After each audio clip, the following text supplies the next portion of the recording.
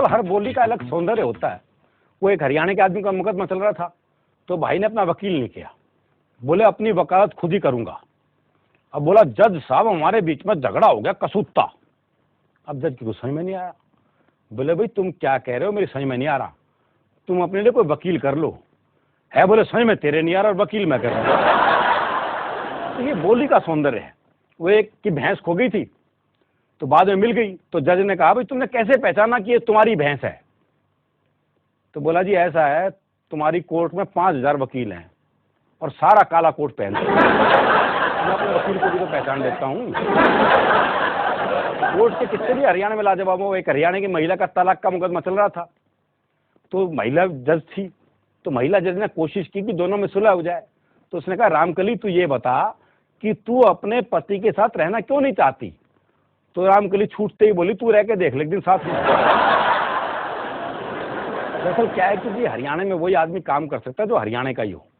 अब जैसे डॉक्टर है, बाहर का कोई डॉक्टर आके वहां प्रैक्टिस कर ही नहीं सकता, क्योंकि मरीज बीमारी ऐसी बताता है।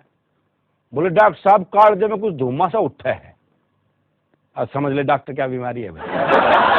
तो मेरा भाई डॉक्टर है जी, उसके पास एक मरीज आया, तो उसे एक दिन छोड़ के एक दिन बुखार आ रहा था। तो उसने पूछ लिया डॉक्टर साहब मेरे कौन सा बुखार? बोले भाई बारी का बुखार है, बारी का। तो एक दिन छोड़ के एक दिन आ रहा था। तो मरीज बोला डॉक्टर साहब एक बात कहूं, बुरा नहीं मानना तो? बोले कह ले भाई। बोले बारी मारी क्यों आवे, तेरी क्यों ना आती? वो एक जज का ट्रांसफर हो गया हरियाणा में, तो उसी दिन संपत्ति का मुकदमा चल रहा था। तो वकील बोला जी इसे संपत्ति मिल ही नहीं सकती, ये तो गैलड़ है। अब जज की को समझ में नहीं आया, बोला भाई तुम क्या कह रहे हो, मेरी समझ में नहीं आ रहा, ये गैलड़ क्या हुआ है?